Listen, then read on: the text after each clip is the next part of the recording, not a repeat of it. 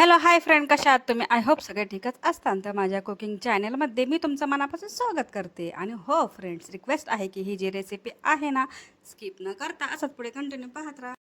रेसिपीला सुरुवात करण्याच्या अगोदर तुम्ही माझ्या चॅनलला सबस्क्राईब केलं नसेल तर प्लीज माझ्या चॅनलला सबस्क्राईब करा आणि जेवढं होईल तेवढं शेअर आणि लाईक करायला विसरू नका. तर मी तुमच्यासाठी एक रोज नवीन छान छान अशी रेसिपी घेऊन येत आहे. तर आज ही घेऊन आलेली आहे. चला तर मग वेळ न घालवता रेसिपीला सुरुवात करूया. तर सर्वात आधी इथं पाहिलं असेल की आपण काय केलं, एका बाउलमध्ये ना मेजरमेंटच्या हिशोबाने जर पाहिलं गेलं तर इथं मी 2 कप इथे घेतलेला आहे साबुदाणा. आणि साबुदाण्याला काय करायचं, 1 ते 2 स्वच्छ पाण्याने धुवून घ्यायचे. नंतर बोट डुबेल एवढं इथं पाणी ठेवायचं आहे, जेणेकरून आपला साबुदाणा जे आहे ना तर छानपैकी फुगेल. तर आपल्याला हा साबुदाणा आहे ना 3 ते 4 तासांसाठी इथं भिजून घ्यायचं आहे. तर तुम्ही पाहिलं असेल की आपण ह्याला काय करूया, झाकण ठेवून ह्याला ना 4 ते 5 तासासाठी भिजून घेऊया. जेवढा तुमच्याकडे वेळ असेल तरी चालेल. रात्री भिजवलं तरी काही हरकत नाही. तर इथं मी सकाळी भिजायला घातली, ही रेसिपी संध्याकाळी बनवायला घेतली आहे. तर साबुदाणा आपला भिजत आहे, पण तोपर्यंत तुम्ही इथं पाहिलं असेल की कढईमध्ये ना साजूक तूप इथं घेतलेलं आहे. आता ही रेसिपी तुम्हाला तर माहितीच आहे, आषाढी एकादशी ही मोठी एकादशी असते. त्यासाठी ना हा उपवास दुसऱ्या दिवशी सोडला जातो. त्यासाठी ना पोट भरेल अशा पद्धतीने इथं मी रेसिपी घेऊन आलेले आहे. आणि आपल्या इथं ना आपल्या रेसिपीमध्ये बरेच अशा तुमच्याशी रेसिपी आज मी शेअर करणार आहे. आणि आपल्या ह्या उपवासासाठी रेसिपी बनवली जाते ना, त्याच्यासाठी तुपाचा आणि शेंगदाणा तेलाचा इथं मी वापर करते. आणि ह्या कढईमध्ये मी जवळपास आहे ना इथं घेतलेलं आहे छोटासा अर्धा कप इथं साजूक तूप, जेणेकरून आपल्या भाजीला लागेल तेवढंच. आणि ह्या तूप ना छानपैकी गरम झाल्याच्या नंतर अर्धा टेबलस्पून इथं मी जिरा ॲड केला आहे. आता जिरा जे आहे छानपैकी लाल करून घ्यायचं आहे. आणि त्याच्यामध्ये तिखट म्हणजे फक्त हिरवी मिरची जी आहे तर मिक्सरमध्ये बारीक करून घेतलेली आहे. त्याच्यामध्ये काही टाकलेलं नाही, फक्त हिरवी मिरचीच आहे. तर हिरवी मिरची जी आहे ना छानपैकी लाल करून घ्यायची. आता आपण बटाटा जी आहेत ना बॉईल करून घेतल्या, त्याची सालही काढून घेतलेली आणि छोटे छोटे असे काप तयार करून घेतले. ते तर तुपामध्ये ना हिरवी मिरची खमंग लाल होईपर्यंत मी अशी भाजून घेतली आहे. आणि इतका घमघमाट वास सुटला होता, तर तुम्हाला काय सांगू. खरंच ना ही रेसिपी साध्या सिंपल पद्धतीनेही अशी होऊ शकते का. आणि आपण हे काय केले, बटाटे जे आहेत ना बॉईल करून घेतलेले आहे, त्याचे छोटे छोटे असे काप तयार करून घेतले. आणि ह्या तुपामध्ये ना हिरवी मिरची आपण इथं ॲड करून घेतली. आता ह्याला काय करायचे, 2 ते 3 मिनिटासाठी थोडं थोडं परतून घ्यायचे. चवीपुरतं मीठ ॲड केल्याच्या नंतर कोथिंबीर जी आहे ना स्वच्छ पाणी धुतल्याच्या नंतर थोडी बारीक अशी चॉप करून घेतली, तेही आपण बटाट्यामध्ये ॲड केली आहे.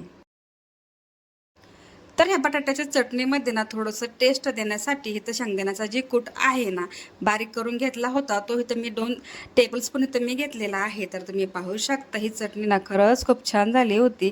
जर तुम्हाला जर आवडत असेल तर तुम्ही टाकू शकता, किंवा किंवा नसेल आवडत तर तुम्ही तर स्किप करू शकता. तर आपली ही फायनली चटणी जी आहे तर झालेली आहे. ह्याला आपण साईडला ठेवून देऊया. आणि दुसरीकडे तुम्ही पाहत असाल की 4 ते 5 तासाच्या नंतर आपले जी साबुदाणा आहे ना तो खूप छानपैकी मऊसूत असा पद्धतीने हा साबुदाणा भिजला गेला आहे. तर तुम्ही हातावरती पाहू शकता, चेक करायचं की आपला साबुदाणा कितपत भिजलेला आहे. तर आपलं हे रेडी झालेलं आहे. तर आपण ह्याला काय करूया, मोठ्या बाउलमध्ये काढून घेऊया, जेणेकरून बाकीचे जे पदार्थ आहेत तेही बसतील. आणि आपला साबुदाणा जे आहे ना ते फोडून घेतला, मोकळा असा करून घेतलेला आहे. आता ह्याच्यामध्ये आता जवळपास आहे ना मेजरमेंटच्या जर हिशोबाने सांगायचं गेलं तर 2 इथं मी काय केले, 2 कप इथं साबुदाणा घेतला. तसेच 1 ते 1.5 कप इथं मी शेंगदाण्याचा कूट घेतला आहे. आणि इथं बटाटे जे जे आहेत ना तर 2 ते 3 घेतलेले आहेत, जेणेकरून आपले जे बटाटे आहेत ना बॉईल करून घेतल्या, त्याच्यावरची सालही काढून घेतली. आता ही रेसिपी जर बनवायची गेली ना तर त्यासाठी काय करायचं आहे, आपला बटाटा जी आहे ना खिसून घ्यायचं आहे, जेणेकरून आपल्याला जी पोळी बनवायची ते एकदम मऊ सुटसुटीत होईल. आणि काय होतं की बटाटे जर सहज चुरले गेले ना तर काय होतं की थोडं कुठं कुठं ते जाड राहतात आणि आपली व्यवस्थित रेसिपी बनणार नाही. हे थोडंसं लक्षात घ्यायचं आहे. फक्त मी शेंगदाण्याचं कूट बटाटा न घालता थोडीशी हिरवी मिरची ही ॲड केली, जेणेकरून तुम्ही जर फक्त समजा आमटी वगैरे बनवली शेंगदाण्याचं आमटी तर त्याच्यासोबत तुम्ही खाऊ शकता. अशा पद्धतीने थोडीशी जवळपास 1 टेबलस्पून इतकं मी ना हिरवी मिरची ॲड केली, चवीपुरतं मीठ ॲड केले, बाकीचं काही साहित्य ॲड केलेलं नाही. आता ह्याला काय करायचं, पूर्ण एकजीव होईपर्यंत ना असंच मळून घ्यायचं की बटाटा आणि साबुदाणा एकत्र झाला पाहिजे. ही जी साबुदाणा आहे ना तर आपण मळून घेतला. आता ह्याच्यामध्ये काय करायचं, पाण्याचा हात घ्यायचा किंवा तेलाचा तेलाचा हातही घेऊ शकता. आपलं काय करायचं आहे, आपण जेवढा चपातीचा उंडा घेतो ना तशाच पद्धतीने साबुदाणाचा हा उंडा घ्यायचा आहे आणि काय करायचं आहे, कशा पद्धतीने लाटायचं ते तुम्हाला सांगते. जर तुमच्याकडे बटर पेपर नसेल तर काही हरकत नाही आहे. तुमच्याकडे ऑलरेडी आपले जे असतात ना कॅरी बॅग वगैरे प्लास्टिकचा जो कागद असतो ना तोही तुम्ही घेऊ शकता. प्लास्टिकचा कागद किंवा बटर पेपर जर घेतलं तर त्याचं कारण म्हणजे असंच की हे ना चिकटत नाही आणि इझिली तुमची जी पोळी आहे तेही होईल.